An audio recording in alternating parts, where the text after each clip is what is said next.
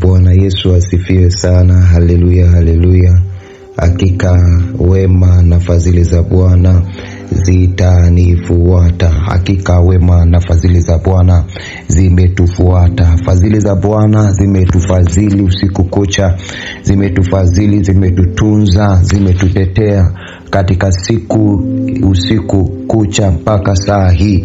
Utukufu na heshima ni kwa Bwana Yesu. Utukufu ni kwa Mungu atendaye muujiza. Utukufu ni kwa Mungu wetu ambaye haachi kutenda. Unaweza tu kasogea mbele za Mungu ukasikia kushukuru, ukamshukuru Mungu kwa nini wewe mpaka saa hii upo salama, upo mzima. Hebu tumshukuru Mungu. Si kwamba tumestahili, si kwamba sisi kwamba tuna uwezo wa kuiona siku, kwamba sisi tuna uwezo wa kujilinda. No, si kwamba sisi tuna uwezo wa kujitunza. Hapana, ni neema ya Mungu. Hebu tuingie mshukuru Mungu. Mwambie Baba asante. Baba, katika jina la Yesu ninakushukuru, ninakuinua. Pokea sifa, pokea utukufu, pokea heshima na azama. Wewe umekuwa sehemu ya maisha yetu. Wewe umekuwa sehemu ya maisha yetu katika jina la Yesu Kristo wa Nazareti aliye hai. Ninaliazimisha na kulitukuza jina lako. Ninalisifu na kuliabudu jina lako Bwana. Asante kwa upendo wako, asante kwa nguvu zako, asante kwa mamlaka yako. Ninalihimidi na kulitukuza jina lako. Wewe umekuwa pamoja nami, umetembea pamoja nami usiku wote Bwana. Hakika wewe umekuwa mwaminifu kwetu. Bwana, asante kwa jinsi ambavyo wewe unatutunza na kutulinda. Utukufu, heshima na azama ni zako Bwana, katika jina la Yesu Kristo wa Nazareti aliye hai. Katika jina la Yesu Kristo wa Nazareti aliye hai. Ninakushukuru kwa ajili ya yule baba, ninakushukuru kwa ajili ya yule mama. Asante kwa ajili ya yule mzee, asante kwa ajili ya yule kijana wa kiume na wa kike. Asante kwa ajili ya wale watoto, asante kwa ajili ya maisha ya mtu mmoja mmoja. Asante kwa sababu Bwana wa mbingu na nchi, wewe ni mkuu sana, wewe ni mtenda maajabu sana. Asante kwa jinsi ambavyo wewe unawatendea watoto wako kwa ukarimu wako wote. Hakika uinuliwe na utukuzwe, hakika usifiwe na uabudiwe, hakika heshima na azama ni zako, katika jina la Yesu Kristo wa Nazareti aliye hai. Asante Yesu, tuongoze tena na leo katika jina la Yesu. Amen. Mtu wa Mungu, tunasogea mbele za Mungu kuomba, tunasogea kuomba, na ninaamini umejiandaa kwa ajili ya kuomba. Ninaamini ya kwamba uko tayari kwa ajili ya kuomba, uko tayari kwa ajili ya kumuita Mungu, uko tayari kwa ajili ya kusema na Mungu kama anavyosema njooni tusemezane, asema Bwana wa majeshi. Kwa hiyo leo tunatamani tukasemezane na Mungu kwa habari ya kushughulikia roho ya kukwama kwenye maisha, roho ya kukwama kwenye eneo la maisha yako, roho ya vizuizi kwenye eneo la maisha yako. Kwa lugha nyingine tunasema kwamba kushughulikia roho inayokuzuia kusonga mbele kwenye maisha ya kwako, roho inayokuzuia wewe usisonge mbele, roho inayokuzuia wewe usisonge mbele kwenye ukikwama katika maisha. Ni hali ambayo mtu anajikuta hasongi mbele, apigi hatua, anabaki hapo hapo. Yani kila akifanya jambo lolote, kila akipata fedha, kila hata akienda kwenye huduma, kila anapofanya mambo ya kihuduma, yuko hapo hapo, haoni kuinuka, yeye amebaki hapo hapo. Unakuta mtu ana juhudi nyingi, anakuwa na juhudi nyingi kwenye maisha, anakuwa na bidii nyingi kwenye maisha, lakini yuko pale pale. Mfano mzuri tu, uliwahi kumuona mtu toka kuzaliwa kwake anapambana na kitu kimoja, lakini hujawahi kuona matokeo kwenye hilo eneo. Hajawahi kuona hilo eneo likimzalia matunda, hajawahi kuona mafanikio hilo eneo wa jambo analolifanya.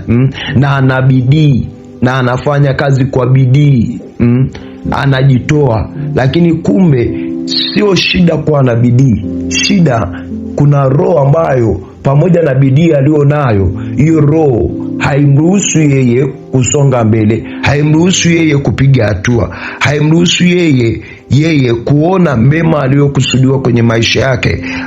Watu wengi hukutana na hali ya kuchelewa kutimiza malengo yao, ndoto walizonazo, kufungwa kwa milango ya mafanikio. Unakuta mtu wakati mwingine yani anajitahidi kufanya jambo fulani lakini alifanikiwi. Yani changamoto zinakuwa nyingi kila siku. Kila akipata hela mara magonjwa yanaanza kuinuka. Kila akipata fedha mara shida zinaweza kuwa nyingi huko nyumbani, au shida, matatizo yanaanza kuwapata rafiki zake, ndugu zake. Kila akipata fedha, na baada hizo fedha kuisha, unaona kabisa ya kwamba anarudi tena kuwa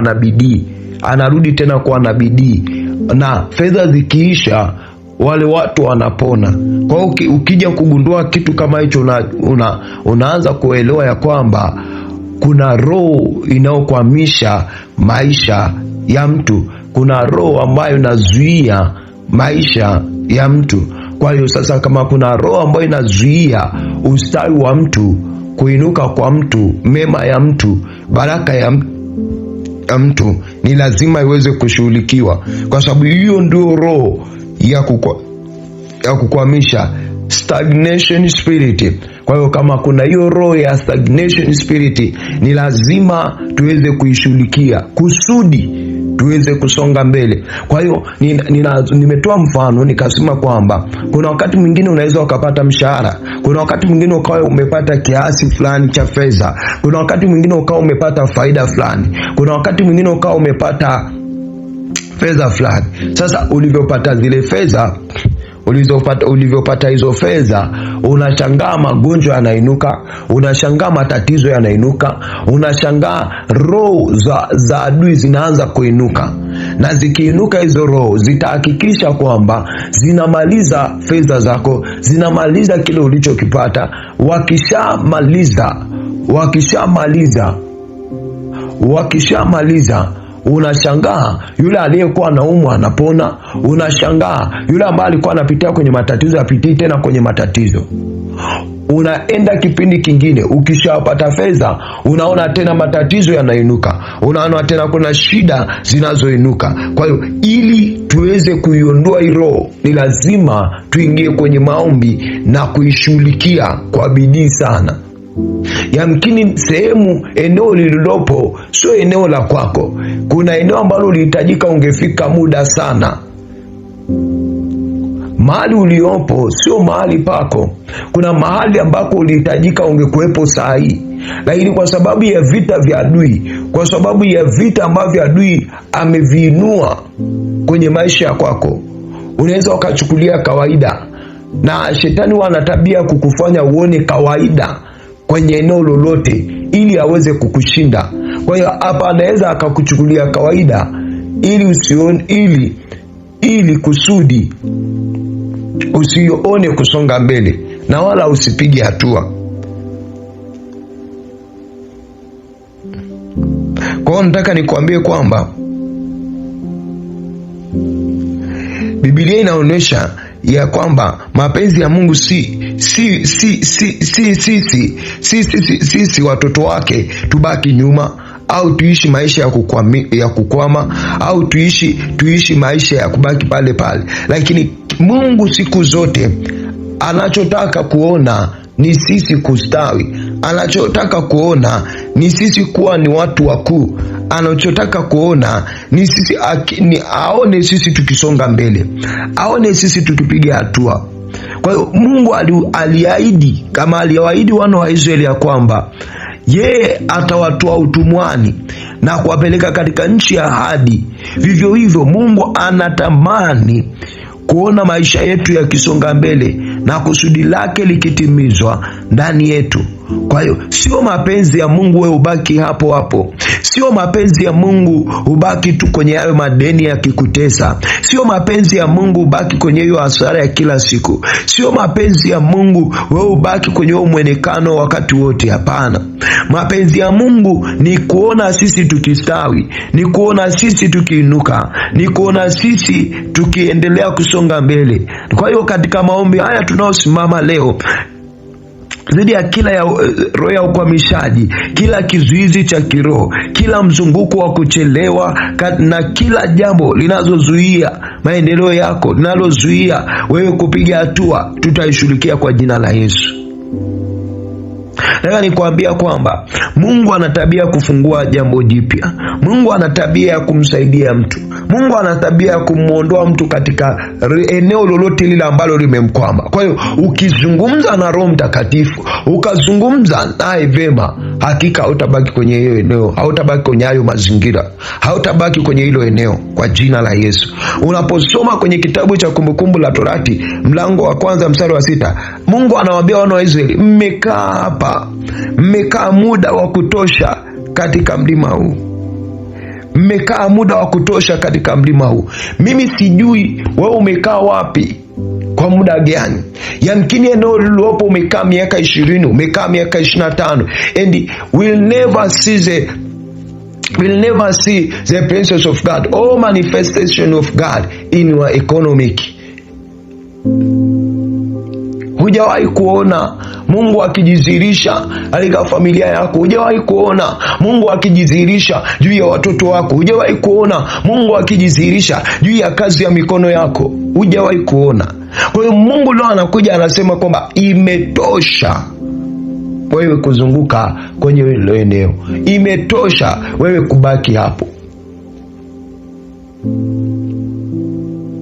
Taka tukaombe na tumsi Mungu atusaidie. Ukisoma kitabu cha Isaya 43:19 anasema, tazama nitatenda jambo jipya, sasa litachipuka. Mungu atatenda jambo jipya. Mungu atatenda jambo jipya kwenye hiyo biashara yako. Mungu atatenda jambo jipya kwenye hiyo kazi yako. Mungu atatenda jambo jipya kwenye hayo maono ulionayo. Mungu atatenda jambo jipya kwenye hilo eneo ambalo upo na umekaa muda mrefu. Atatenda jambo jipya kwa jina lake takatifu, kwa jina lake takatifu. Kwa hiyo tuamini kwa Mungu wa kwamba Mungu atatenda jambo jipya. Anasema Zaburi 18:29, Daudi anasema, kwa Mungu wangu nitaruka ukuta, kwa Mungu wangu nitaruka ukuta.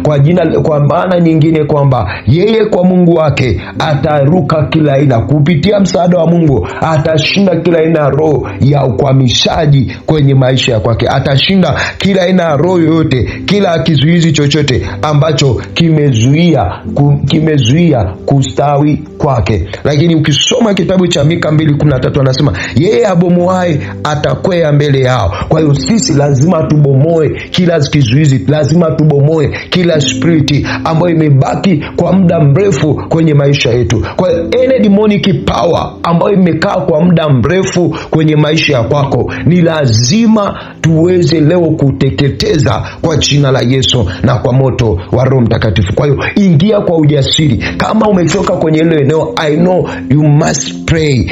Jua kabisa lazima uombe, kwa sababu hauwezi ukajivunia kubaki kwenye hilo eneo ambalo limekuzuia huoni kupiga hatua. Itakuwa ni ajabu sana ukifurahia hayo maisha ya mateso, lakini kama ukiamua leo ukasema kwamba mimi na haya mateso sasa basi, now it is enough and enough by the name of Jesus Christ. So make sure ya kwamba tunapoingia kuomba na unaomba, usiache kuomba mwana wa Mungu, usichukulie kawaida. When you pray, there is a door which has been open on your life, kwa sababu Mungu amekusudia jambo jipya, amekusudia jambo jipya. Mimi na wewe tukiomba, Mungu atafungua yale milango ambayo imefungwa na adui kwa muda mrefu. Kuna mlango ambao adui amekufungia, anajua kabisa wewe hautatoka hapa. Nataka nikuambie kwa jina la Yesu Kristo aliye hai, lazima utoke hapo. Kwa nini? Kwa sababu Mungu amekusudia jambo jipya. Kwa nini? Kwa sababu Mungu amekusudia neno jipya kwenye maisha yako. Mimi na wewe tunapoingia kuomba,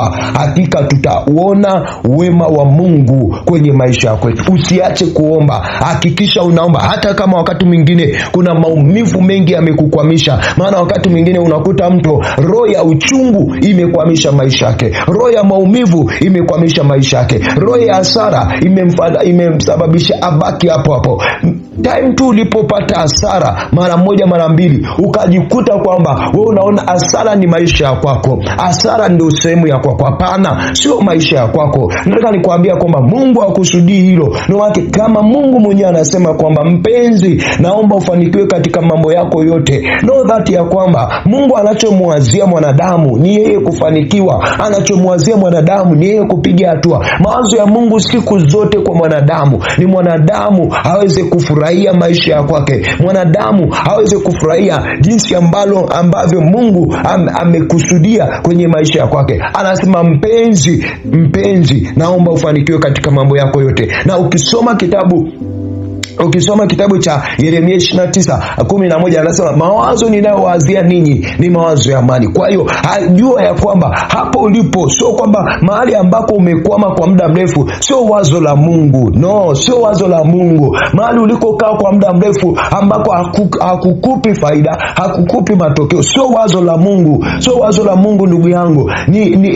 Ni roho ya shetani ambayo imebaki kwa muda mrefu kukuzuia wewe. Wazo la Mungu ni wewe kupata tumaini. Wazo la Mungu ni wewe kupata mema. Wazo la Mungu ni wewe kuona ushindi wa kimungu kwenye maisha yako. Kwa hiyo nataka nikuambie kwamba kama tutaingia tukaomba na tukamaanisha, uwe na uhakika lazima uvuke kwenye hilo eneo. Uwe na uhakika lazima huo ukuta uharibike. Uwe na uhakika kabisa ya kwamba lazima hayo madhabahu yang'olewe, yaliyokuchelewesha kwa muda mrefu, yaliyokukwamisha kwa muda mrefu, hayo madhabahu ambayo yalikaa yakisema ya kwamba fulani utabaki hapa miaka yako yote. Kwa jina la Yesu hautabaki hapo. Kwa jina la Yesu hautabaki kwenye hilo eneo. Kwa nini? Kwa sababu Mungu amekusudia jambo jipya, na kwa kuwa amekusudia jambo jipya, lazima upige hatua. Ni lazima utoke kwenye hilo eneo. Ni lazima utoke kwenye hayo mazingira. Ni lazima utoke kwenye hicho kizuizi. Ni lazima utoke kwenye hayo maisha ambayo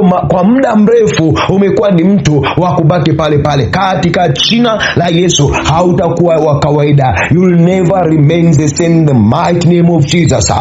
Ingia tu kwenye maombi, anza kuomba. Sijui ni roho gani ambayo imekuzuia kwa muda mrefu. Sijui ni nini ambacho kimekukwamisha kwa muda mrefu. Sijui ni eneo gani ambalo limekukwamisha kwa muda mrefu, lakini nataka nikuambia kwamba when we pray kila kitu kitakuwa sawa. When we pray kila kitu kitaenda vizuri. Kwa nini? Kwa sababu sisi ndio wale ambao Bwana anatusaidia. Sisi ndio wale ambao Bwana anatuwezesha. Sisi ndio wale ambao Bwana anatukumbatia. Kwa hiyo ipo neema ya Mungu ya kutuwezesha siku ya leo. Ipo neema ya Mungu ya kutusaidia siku ya leo. Mungu amekusudia jambo jipya. So lilo jambo jipya ni lazima litendeke. Hilo jambo jipya ni lazima lizaliwe leo kwenye maisha ya kwako. Ni lazima lizaliwe kwa jina la Yesu. Ni lazima lizaliwe kwa jina la Yesu. Katika jina la Yesu Kristo wa Nazareti aliye hai. Baba, katika jina la Yesu, kila nguvu ya ukwamishaji inayofanya kazi katika maisha yangu inaomba ivunjike. Ninaomba ivunjike leo. Kila nguvu ya ukwamishaji, kila nguvu ya ukwamishaji, kila nguvu ya ukwamishaji ninaomba ivunjike leo katika jina la Yesu. Ninaomba ivunjike leo katika jina la Yesu. Katika jina la Yesu, hiyo nguvu ya ukwamishaji, hiyo nguvu ya ukwamishaji, chochote kile kilichonikwamisha, chochote kile kilichonikwamisha kwa muda mrefu, kwa miaka mingi, ninakivunja kwa jina la Yesu. Ninakivunja kwa jina la Yesu. Chochote kile kilichonikwamisha, chochote kile kilichonikwamisha kwa muda mrefu, ninakikemea, ninakivunja kwa jina la Yesu. Yeye atubomoaye atakwea mbele yao. Ninabomoa kama ulivyomwambia Yeremia, nimekupa mamlaka ya kuvunja na kubomoa na kuharibu kwa jina la Yesu. Nami ninavunja kila chochote kilichonikwamisha kwa muda mrefu, ninavunja kwa jina la Yesu. Kila chochote kile kilichonibakiza kwenye eneo ambalo halinipi faida, imenikwamisha kwa muda mrefu, ninabomoa kwa jina la Yesu Kristo, kwa jina la Yesu Kristo, kwa jina la Yesu Kristo, kwa jina la Yesu Kristo. Chochote kile kilichonikwamisha, chochote kile kilichonizuia mimi nisione matokeo, mimi nisione faida, mimi nisione mema, mimi nisione mazuri yaliyokusudiwa kwenye maisha yangu, ninakikemea, ninabomoa. Nimepewa mamlaka ya kubomoa, nimepewa mamlaka ya kuharibu. Ninabomoa in the mighty name of Jesus. Ninabomoa katika jina la Yesu. Chochote kile ambacho kimekwamisha maisha yangu, chochote kile ambacho kilinizuia kwa muda mrefu, ninabomoa sai katika jina la Yesu Kristo wa Nazareti aliye hai. Katika jina la Yesu Kristo wa Nazareti aliye hai. Chochote kile kilichonizuia kuzuia, chochote kile kilichonikwamisha, katika jina la Yesu, katika jina la Yesu, ninakibomoa leo, ninakibomoa leo, ninakibomoa leo kwa damu ya Yesu na kwa jina la Yesu, kwa damu ya Yesu na kwa jina la Yesu, kwa damu ya Yesu, ninabomoa, ninabomoa, ninabomoa, ninabomoa kwa jina la Yesu. Chochote madhabahu yoyote yaliyokaa kwa muda mrefu yakanikwamisha, madhabahu ya kipepo, ninakemea kwa jina la Yesu, ninakemea kwa jina la Yesu, ninakemea kwa jina la Yesu, nakemea kila roho yote ile iliyonikwamisha kwa muda mrefu, kila roho yote ile iliyonizuia kwa muda mrefu, ninakemea sahi katika jina la Yesu, ninabomoa sahi, ninabomoa sahi kile kilichonibakiza kwa muda mrefu, roho yote yule ambaye alinibakiza, roho ya kipepo iliyonibakiza kwa muda mrefu kwenye eneo moja, nakemea kwa jina la Yesu, nakemea kwa jina la Yesu, nakemea kwa jina la Yesu, katika jina la Yesu Kristo, na katika jina la Yesu, chochote kile cha kipepo kinachofanya kazi mpaka muda huu, iwe ni maneno ambayo yanafanya kazi, imesimama kwa ajili ya kunikwamisha, iwe neno lolote la kipepo lililokaa kwa muda mrefu ili kunikwamisha, ili kunizuia, ili kunibakiza mahali hapo, ninabomoa, ninabomoa, ninafuta kwa jina la Yesu, ninafuta kwa jina la Yesu, ninafuta kwa jina la Yesu, katika jina la Yesu, katika jina la Yesu, katika jina la Yesu, katika jina la Yesu, na achilia nguvu za Mungu, na achilia nguvu za Mungu, ziondoe kila vizuizi, kila roho ya ukwamo kwa jina la Yesu, kwa jina la Yesu, kwa jina la Yesu, kwa jina la Yesu. Kila mlango wa maendeleo uliokuwa umefungwa mbele yangu ufunguke sasa kwa uwezo wa Mungu, ufunguke sasa kwa uwezo wa Mungu, ufunguke huo mlango ambao umefungwa kwa muda mrefu, huo mlango ambao umefungwa kwa muda mrefu, huo umefungwa kwa maneno, huo umefungwa kwa sadaka, huo umefungwa kwa namna yote, kwa jina la Yesu naishughulikia sahi, naishughulikia sahi kupitia damu ya Yesu, upate kufunguka kupitia damu ya Yesu, ipate kufunguka kupitia damu ya Yesu, ipate kufunguka in the mighty name of Jesus, katika jina la Yesu. Mlango wote ule wa adui ambao aliufunga kwa muda mrefu juu ya maisha yangu, katika jina la Yesu, huo mlango ufunguke kwa jina la Yesu, kwa jina la Yesu, kwa jina la Yesu, kwa jina la Yesu, kwa jina la Yesu. Kila mlango wa mema yangu uliofungwa, kila mlango wa faida yangu uliofungwa, kila mlango wa kuinuka kwangu uliofungwa, ninafungua kwa jina la Yesu, ninafungua kwa jina la Yesu, ninafungua kwa jina la Yesu. Sawa sana Ufunuo 3:8, tazama nimekuweka mbele yako mlango uliofunguka, tazama nimekuwekea mbele yako mlango uliofunguliwa kwa jina la Yesu, kwa jina la Yesu. Mlango ufunguliwe sasa, huo mlango wa mema yangu ninatangaza ufunguke, ninatangaza ufunguke. Kama umefungwa kwa njia yoyote ile, huo umefungwa kwa njia sadaka za kipepo, nafungua kwa damu ya Yesu, nafungua kwa damu ya thamani ya Yesu Kristo iliyomwagika kwa ajili yetu wote, kwa jina la Yesu, kwa ajili ya maisha yangu ninasema ufunguke kwa damu ya Yesu, kwa damu ya Yesu ninafungua huo mlango, kwa damu ya Yesu ninafungua huo mlango kwa jina la Yesu. Huo mlango ufunguke, huo mlango ufunguke, huo mlango ufunguke, huo mlango ufunguke, huo mlango ufunguke in the mighty name of Jesus. Ufunguke, ufunguke, ufunguke, ufunguke kwa jina la Yesu Kristo, kwa jina la Yesu Kristo ninatangaza saa hii huo mlango ufunguke, huo mlango ufunguke kwa damu ya Yesu, kwa damu ya Yesu, kwa damu ya Yesu, kwa damu ya Yesu, kwa damu ya Yesu. Milango iliyofungwa na adui ninatangaza ufunguke, ninatangaza ufunguke. Milango ya mema yangu, milango ya hatua zangu zilizofungwa kwa muda mrefu ili nisipige hatua, ninatangaza ufunguke katika ulimwengu wa roho, ninatangaza ufunguke, ninatangaza ufunguke. Kila chochote kile ambacho imefunga mlango wangu wa mafanikio, ninatangaza ufunguke, ninatangaza ufunguke kwa jina la Yesu, kwa jina la Yesu, kwa jina la Yesu, kwa jina la Yesu, kwa jina la Yesu. Tangaza mtu wa Mungu, tangaza kwa imani, mlango wako ufunguke uliofungwa, ule mlango wa mema yako uliofungwa kwa muda mrefu, leo ukafunguke, leo ukafunguke kwa jina la Yesu, kwa damu ya Yesu. Ninatangaza ufunguke, ninatangaza ufunguke kwa damu ya Yesu na kwa jina la Yesu. Huo mlango uliofungwa na adui, huo mlango uliofungwa na adui, ule mlango uliofungwa na adui,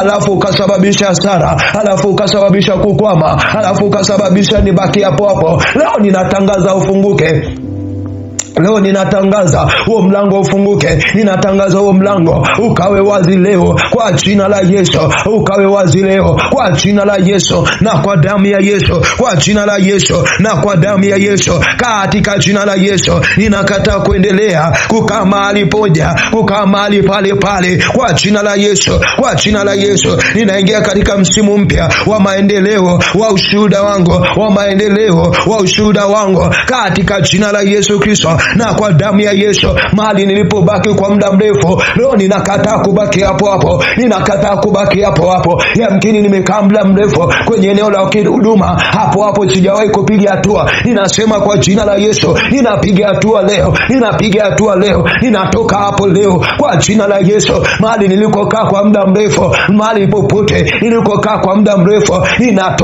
ninatoka kwa jina la Yesu. Ninatoka kwenye hilo eneo kwa jina la Yesu. Kwa jina la Yesu. Mahali popote ambako nimebaki kwa muda mrefu, leo ninatangaza kutoka. Leo ninatangaza kutoka kwenye hilo eneo. Ninatangaza kutoka kwenye hayo mazingira. Ninatangaza kutoka kwa jina la Yesu. Kwa jina la Yesu. Tangaza kutoka, mtu wa Mungu. Tangaza kutoka hapo kwa jina la Yesu Kristo. Kwa jina la Yesu Kristo. Tangaza kutoka hapo. Sio mahali pako ubaki hapo. Sio mahali pako ubaki hapo. Ubaki hapo siku zote. Hapana, hapana. Kataa kubaki hapo. Kataa kubaki hapo. Kataa kubaki hapo. Imetosha wewe kubaki hapo. Imetosha wewe kubaki kwenye hilo eneo. Ni wakati wako. Ni wakati wako kutoka. Ni wakati wako kutoka kwa jina la Yesu. Ni wakati wangu kutoka. Ni wakati wangu kutoka kwenye hayo mazingira ambayo nimekaa kwa muda mrefu, kwenye hilo eneo ambalo nimekaa kwa muda mrefu kwa jina la Yesu. Hilo eneo ambalo halinipi kuinuka, hilo eneo ambalo halinipi kustawi, hilo eneo ambalo linanizalia magonjwa wakati wote, hilo eneo ambalo kila nikipata chochote kitu linanizalia hasara. Ninasema kwa jina la Yesu sitabaki hapo. Kemea mtu wa Mungu. Kemea kwa jina la Yesu. Kataa hiyo roho ya kubaki sehemu moja. Kataa hiyo roho ya kubaki sehemu moja kwa jina la Yesu. Ninakataa kwa jina la Yesu Kristo na kwa damu ya Yesu. Kwa jina la Yesu Kristo na kwa damu ya Yesu. Kumbukumbu la Torati 1:6. Mmekaa muda wa kutosha katika mlima huu. Mungu anasema imetosha kukaa sehemu hiyo. Imetosha. Tumekaa muda mrefu hapo. Imetosha kwa jina la Yesu. Kwa jina la Yesu imetosha. It is enough and enough in the mighty name of Jesus. In the mighty name of Jesus. In the mighty name of Jesus. Achilia nguvu za Mungu. Achilia nguvu za Mungu. Achilia nguvu za Mungu katika jina la Yesu Kristo na kwa damu ya Yesu. Katika jina la Yesu Kristo na kwa damu ya Yesu.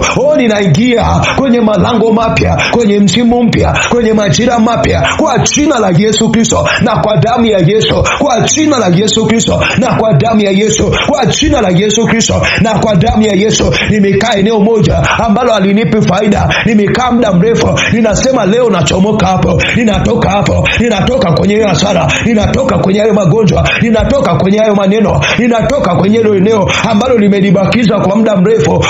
Rekatarabaseketaya remasheketeriaka. Ninatoka kwenye hilo eneo ambalo nimekaa kwa muda mrefu. Leo ninatoka kwa nguvu za Bwana. Ninatoka hapo ambako nimekaa kwa muda mrefu. Ninatoka kwa jina la Yesu. Ninatoka kwa jina la Yesu. Ninatoka hapo nilikokaa kwa muda mrefu. Leo ninatoka kwa jina la Yesu. Toka mtu wa Mungu. Kiri kwa imani ya kwamba unatoka kwa jina la Yesu. Kwa jina la Yesu. Kwa jina la Yesu. Kwa jina la Yesu. Kwa jina la Yesu. Leo ninatoka sasa kwa jina la Yesu. Kwa jina la Yesu. Kwa jina la Yesu. Naachilia moto. Iteketeze hiyo madhabahu ambayo imenikwamisha kwa muda mrefu. Ninaachilia damu ya Yesu katika jina la Yesu. Katika jina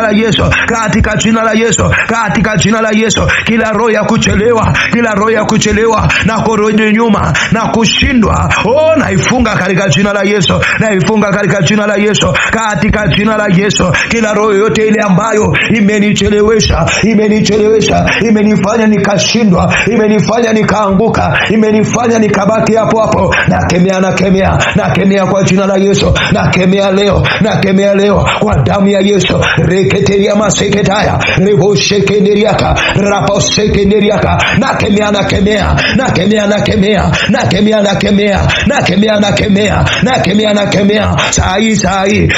sai hiyo roho ilionichelewesha, hiyo roho ilionichelewesha, nateketeza na rebo kila misingi yao ambao waliweka kwa muda mrefu, ili nichelewe kwenye hiyo mazingira, ili nichelewe kwenye hilo eneo, nisifikie kwenye spidi yangu, nisifikie kwenye mema yangu, nisifikie kwenye mafanikio yangu, nisifikie kwenye baraka zangu, nisifikie kwenye furaha yangu. Ninasema kwa jina la Yesu, nakataa hiyo ni roho ya kipepo ambayo imekuja kwa njia ya tabia ili nicheleweshe. Iwe ni tabia fulani imenichelewesha kwa muda mrefu, leo nakemea. Iwe ni eneo lolote ambalo limenichelewesha kwa muda mrefu, nakemea kwa jina la Yesu, nakemea kwa damu ya Yesu, nakemea kwa jina la Yesu. Nguvu za Bwana zipate kushuka,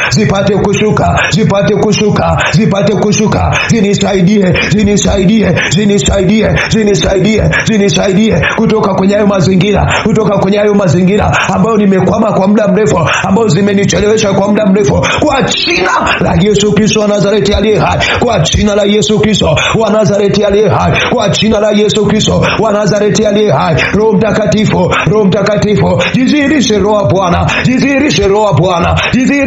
Bwana, in the mighty name of Jesus, katika jina la Yesu Kristo wa Nazareti aliye hai. Jidhihirishe Baba yangu, jidhihirishe Mungu wangu, jidhihirishe kwenye hilo eneo, kwa jina la Yesu Kristo na kwa damu ya Yesu, kwa jina la Yesu Kristo na kwa damu ya Yesu, kwa jina la Yesu Kristo na kwa damu ya Yesu, kwa jina la Yesu Kristo na kwa damu ya Yesu, katika jina la Yesu. Bwana, ondoa kila kizuizi kinachozuia baraka za kwangu, kinachozuia mema ya kwangu. Ondoa kila kizuizi kinachozuia mafanikio ya yule mama, kinachozuia mafanikio ya yule baba, kinachozuia mema ya yule kijana, kwa jina la Yesu. Kila kizuizi kipate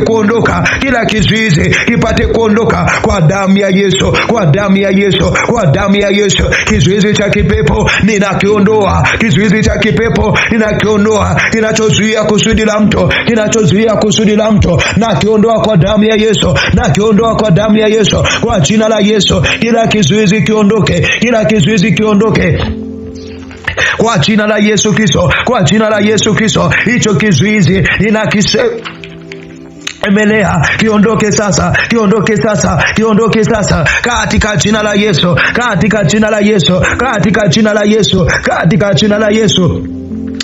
Sawa sana kitabu cha Isaya 57:14 ambacho kinasema, kiondoeni kila kikwazo, kiondoeni kila kikwazacho katika njia ya watu wangu, kiondoeni kila kikwazacho katika njia ya watu wangu, nami nakiondoa kwa jina la Yesu, nakiondoa kwa jina la Yesu. Chochote kilichokukwazisha, chochote kilichokizuia maisha ya kwako, yale mema, kilichozuia mema ya maisha ya kwako, kiondoke kwa damu ya Yesu, kiondoke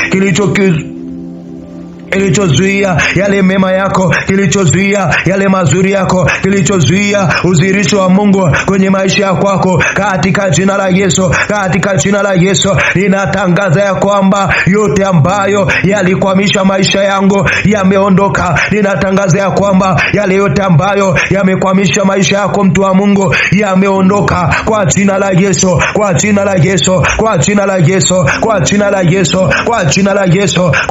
Yesu.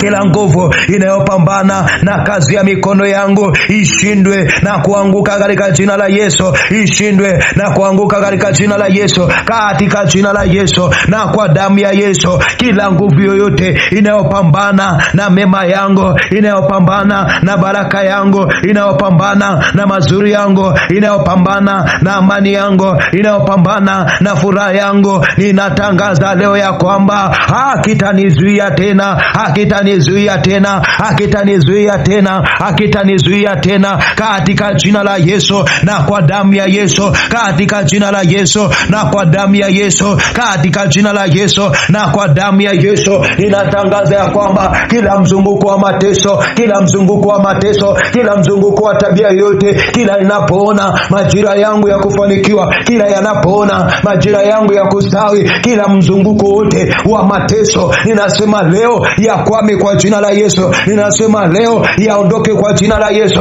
Ninasema leo yaondoke katika jina la Yesu Kristo na kwa damu ya Yesu, katika jina la Yesu Kristo na kwa damu ya Yesu.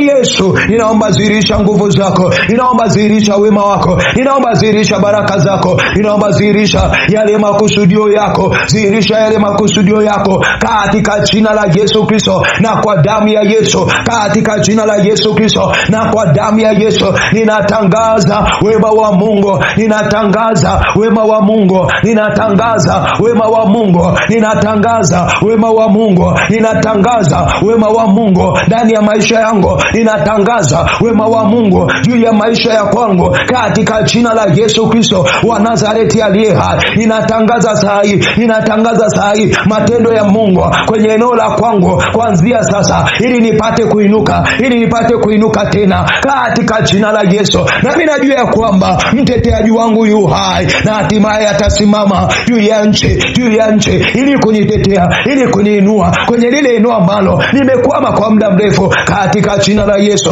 katika jina la Yesu, katika jina la Yesu. Adui yangu, safarini nasimama kwa ujasiri, safarini nasimama kwa ujasiri. Sitabaki hapa nilipo, sitabaki hapa nilipo, sitabaki kwenye hivi viwango, sitabaki kwenye hivi viwango, sitabaki kwenye haya maisha, sitabaki kwenye hii standard, in the mighty name of Jesus. Sitabaki. Mtu wa Mungu, sema sitabaki. Kiri kwa imani, hautabaki hapo ulipo, hautabaki hapo ulipo, hautabaki tu kwenye hayo maisha, hautabaki tu kwenye hilo eneo, hautabaki tu kwenye hayo maisha kwa jina la Yesu. Yamkini kuna namna nimezoeleka kwenye hayo mazingira, yamkini kuna namna nimezoeleka kwenye hayo maisha. Ninakataa leo, ninakataa leo, ninakataa leo, ninakataa leo, in the mighty name of Jesus. Ninakataa, ninakataa, ninakataa, ninakataa. Wamezoea kuniona kwenye hiyo hali ya huzuni. Ninasema saa hii, huzuni sio fungu langu. Ninasema saa hii, maisha hayo sio fungu langu. Fungu la Bwana ni kuniona mimi na furaha, ni kuniona mimi na stawi, ni kuniona mimi nainuka, ni kuniona mimi nafanikiwa kwa jina la Yesu, kwa jina la Yesu, kwa jina la Yesu na kwa damu ya Yesu, kwa jina la Yesu Kristo na kwa damu ya Yesu, kwa jina la Yesu Kristo na kwa damu ya Yesu, kwa jina la Yesu Kristo na kwa damu ya Yesu, kwa jina la Yesu Kristo na kwa damu ya Yesu. Fungu la Bwana ni kuniona mimi napiga hatua. Fungu la Bwana ni kuniona mimi kuna mema ninayaendea kwa jina la Yesu, kwa jina la Yesu. Fungu la Bwana sio wewe kukwama hapo. Kwa damu ya Yesu Kristo, kwa damu ya Yesu Kristo, kwa damu ya Yesu Kristo, kwa damu ya Yesu Kristo na kwa jina la Yesu, kwa damu ya Yesu Kristo na kwa jina la Yesu. Yeye Bwana amesema atatenda jambo jipya, sawa sawa na Isaya 43:19. Tazama nitatenda jambo jipya. Mungu anatenda jambo jipya juu yako, anatenda jambo jipya kwenye hilo eneo la maisha yako, anaenda kutenda jambo jipya kwenye eneo la maisha yako kwa jina la Yesu, kwa jina la Yesu, kwa jina la Yesu. Achilia hizo nguvu za Bwana, hizo nguvu za Bwana, hizo nguvu za Bwana zipite kwenye eneo la maisha yako kwa jina la Yesu. Yeye amesema hautakuwa wa kawaida, hautakuwa wa kawaida, hautakuwa wa kawaida, hautakuwa wa kawaida. Lazima utoke hapo, lazima utoke hapo, lazima utoke hapo, lazima utoke hapo, lazima utoke kwenye hilo eneo la huzuni. Ni lazima utoke katika jina la Yesu, kwa jina la Yesu. Ninaharibu hiyo madhabahu ya kipepo ambayo zilisema ya kwamba wewe utakuwa wa huzuni siku zote za maisha yako. Ninasema kwa jina la Yesu, kama wao walisema ya kwamba utakuwa na huzuni siku zote za maisha yako, leo ninatangaza ya kwamba utakuwa na furaha siku zote za maisha yako. Kwa nini? Wema na fadhili za Bwana zitakufuata, zitakufuata, zitakufuata, zitakufuata. Wema wa Bwana lazima ukufuate wewe kwa jina la Yesu, kwa jina la Yesu, kwa jina la Yesu, kwa jina la Yesu na kwa damu ya Yesu, kwa jina la Yesu Kristo. na kwa damu ya Yesu, kwa jina la Yesu Kristo, na kwa damu ya Yesu, kwa jina la Yesu Kristo, na kwa damu ya Yesu, katika jina la Yesu Kristo, na kwa damu ya Yesu, katika jina la Yesu Kristo, na kwa damu ya Yesu. Hautabaki mpendwa kwenye hilo eneo, hautabaki rafiki yangu kwenye hilo eneo, hautabaki tena kwenye hilo eneo. Lazima utoke, lazima utoke kwa jina la Yesu, lazima utoke kwa jina la Yesu. Kama wana wa Israeli walivyotoka katika nchi ya Misri, walikaa kwa muda mrefu, walikaa kwa muda mrefu. Bwana akasema imetosha, na kwako imetosha kukaa kwenye hilo eneo kwa muda mrefu. Imetosha, imetosha, imetosha, imetosha. Hautabaki hapo, hautabaki hapo for the long time. It is enough, it is enough. Rakatarapaseketaya remasheketeriaka rikiniriamaseketaya. Imetosha, imetosha. Hautabaki hapo. Wana wa Israeli walitoka kwenye nchi ya utumwa, nami nasema ya kwamba kwenye huo utumwa uliokaa kwa muda mrefu, imetosha, imetosha, imetosha. Reketeriaka, imetosha kwa jina la Yesu, imetosha kwa damu ya Yesu. Imetosha ndugu zangu kubaki kwenye hilo eneo, imetosha jamaa zangu kubaki kwenye hilo eneo, imetosha rafiki zangu kubaki kwenye hilo eneo, imetosha kwa majirani zangu kubaki kwenye hilo eneo. Reketeria maseketaya, napindua, napindua, napindua, napindua hicho kiti cha utumwa ambacho umekalia kwa muda mrefu. Napindua, napindua, napindua, napindua hicho kiti cha utumwa ulichokalia kwa muda mrefu kwa jina la Yesu, kwa jina la Yesu, kwa jina la Yesu, kwa jina la Yesu. Imetosha hiyo tabia ambayo imekutumikisha kwa muda mrefu, imetosha, imetosha kwa muda mrefu.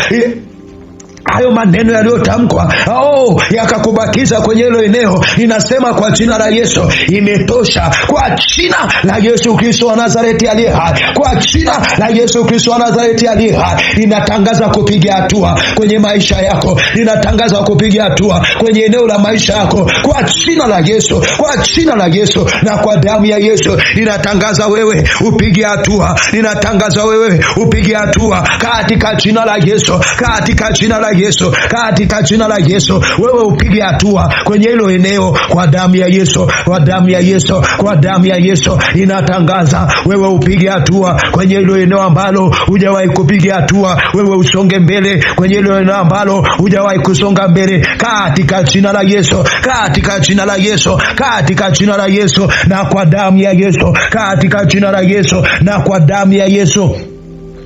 Neno la Bwana sawa sana kitabu cha Zaburi 18:29, maana kwa msaada wako nafuatia jeshi, kwa msaada wa Mungu wangu na ruka ukuta. Ruka, ruka, ruka hilo eneo ambalo hata kwa wakati mwingine walisema ya kwamba hautaruka. Safari hii tunaruka. Iwe ni ukuta magonjwa, iwe ni ukuta maneno, iwe ni ukuta tabia, tunaruka kwa jina la Yesu, tunaruka kwa jina la Yesu. Kwa msaada wa Mungu nafuatia jeshi, kwa msaada wa Mungu nitaruka huo ukuta ambao uliwekewa kwa muda mrefu, huo ukuta ambao niliwekewa kama kizuizi kwa muda mrefu. Wana wa Israeli walizunguka ule ukuta mara 7 na ukaanguka. Nami nasema ya kwamba ninauzunguka huo ukuta uanguke, ninauruka leo kwa jina la Yesu Kristo wa Nazareti aliye hai, kwa jina la Yesu Kristo wa Nazareti aliye hai, katika jina la Yesu, katika jina la Yesu. Ninaenda mbele, ninaendelea mbele kwa jina la Yesu, kwa jina la Yesu. Ninastawi sasa, ninatangaza kustawi, ninatangaza kufanikiwa, ninatangaza kutimiza ile kusudi la Mungu ndani yangu, ninatangaza kutimiza ile kusudi ndani yangu, ile kusudi la Mungu ndani ya maisha yangu. Ninatangaza yale mema yangu nitayaendea sasa, ninatangaza kupiga hatua kwenye hilo eneo la kwangu kuanzia sasa katika jina la Yesu, na kwa damu ya Yesu. Ninatangaza kutoka kwenye ile eneo ambalo nimekaa kwa muda mrefu. Ninatangaza ya kwamba sitakuwa wa kawaida tena, ninatangaza ya kwamba sitakuwa mtu wa kawaida tena katika jina la Yesu, na kwa damu ya Yesu, katika jina la Yesu, na kwa damu ya Yesu. Ninatangaza ya kwamba sitabaki hapo tena katika jina la Yesu Kristo, na kwa damu ya Yesu, katika jina la Yesu Kristo, na kwa damu ya Yesu. Asante Yesu kwa sababu Wewe umekusudia mema juu ya maisha ya watoto wako. Wewe umekusudia mazuri juu ya maisha ya watoto wako. Asante Yesu kwa sababu hawatabaki wa kawaida, hawatabaki wa kawaida. Asante kwa sababu maisha yao hayatabaki pale pale, katika jina la Yesu Kristo na kwa damu ya Yesu. Mungu wangu na Baba yangu wa mbinguni, waonekanie watoto wako, mema yako iwafuate leo, na wakaone ukuu wako kuanzia leo, na wakaone msaada wako kuanzia leo, na wakaone matendo yako kuanzia leo, katika jina la Yesu Kristo wa Nazareti aliye hai, katika jina la Yesu Kristo wa Nazareti aliye hai. Mungu wangu na Baba yangu wa mbinguni, wewe ukapate kuinuliwa kwenye maisha ya watoto wako, wewe ukapate kutukuzwa kwenye maisha ya watoto wako, wewe ukapate kutukuzwa kwenye kila eneo la maisha yao, ukapate kutukuzwa kwenye afya zao, ukapate kutukuzwa kwenye kila hatua watakaopiga, ukapate kutukuzwa kwenye kila faida watakaopata, katika jina la Yesu Kristo wa Nazareti aliye hai, katika jina la Yesu Kristo wa Nazareti aliye hai. Asante Yesu kwa sababu ya matendo yako makuu ambao umetenda na ambao utaendelea kutenda juu ya watoto wako. Asante Yesu kwa sababu ya mema yako ambayo umeachilia ndani ya maisha ya watoto wako. Asante kwa yale mazuri ambayo umekusudia juu ya watoto wako, Bwana, katika jina la Yesu Kristo wa Nazareti aliye hai. Asante Yesu, asante Yesu. Ninaibariki siku hii ya leo, ikawe ni siku ya baraka, ikawe ni siku nzuri, ikawe ni siku ya kuona yale mazuri, ikawe ni siku ya kupiga hatua ambako hatujawahi kupiga hatua, ikawe ni siku ya kuona yale mazuri ambayo hatujawahi kuona kwa jina la Yesu. Leo tutaenda kuona, ikawe ni siku ambayo tutaenda kuona kustawi mahali ambako hatujawahi kustawi, katika jina la Yesu Kristo wa Nazareti aliye hai.